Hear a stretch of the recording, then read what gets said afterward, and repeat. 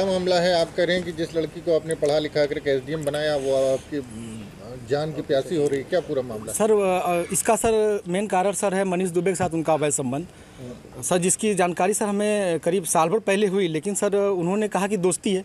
खैर सर हमारी पत्नी सर एसडीएम थी, उस समय इलाहाबाद प्रयागराज में सोराम तहसील में रहीं।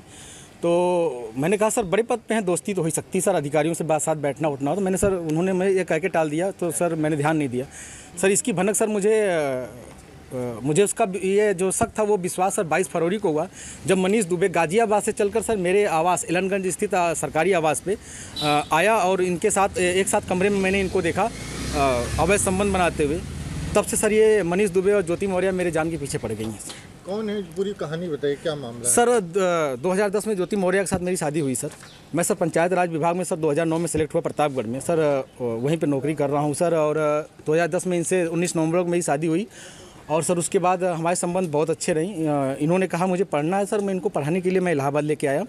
और इलाहाबाद में सर द काउंसिल कोचिंग है, वहाँ पे इलाहाबाद की सबसे अच्छी कोचिंग थी। मैंने वहाँ पे किसी तरह सर पिताजी के सहयोग से, भाइयों के सहयोग से और यहाँ तक कि मैंने अपने डीपीआरओ साहब के सहयोग से पैसा उधार लेके इनको कोचिंग कराया।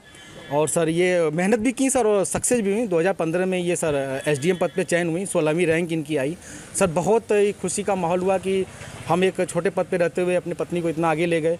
वो भी बहुत खुश थी, पूरा परिवार खुश था। और सर 2015 में ही मेरी सर भगवान की दया से मुझे इतनी खुशी मिली कि मेरी 2 जुड़वा बिटिया भी हुई और जिनका नाम हंसी खुशी मैंने रखा, क्योंकि उस समय खुशी का माहौल चल रहा था सर।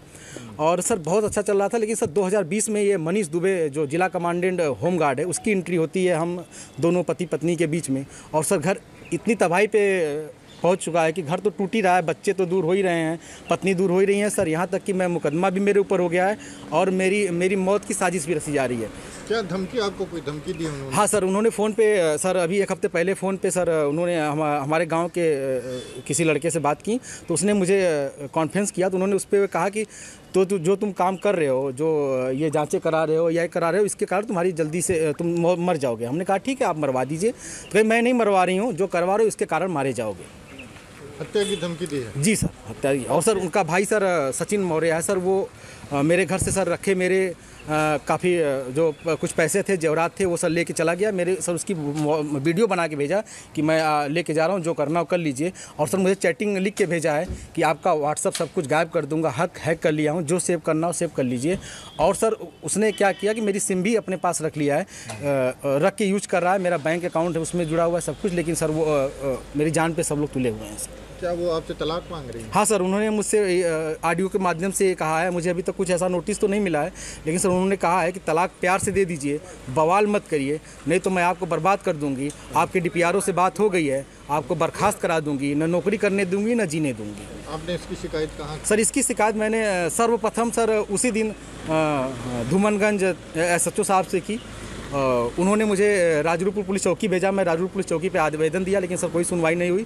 फिर सर उसके बाद मैंने ये 25 अप्रैल की बात है, फिर मैंने 27 अप्रैल को सर उनको ये रजिस्ट्री के माध्यम से सर उनको भेजा, कमिश्नर साहब को भेजा, डीएम साहब खत्री साहब के यहाँ मैं खुद स्वयं उपस्थित हुआ हूँ। उनसे मैंने बात की कि सर आपके एसडीएम साहब हैं, ऐसा कर रही हैं। तो उन्होंने कहा ठीक है मैं कार्रवाई करवाता हूँ। फिर मैं कमिश्नर साहब के यहाँ गया, कमिश्नर साहब को दिया, पुलिस कमिश्नर साहब के यहाँ उपस्थित हुआ, उनको दिया।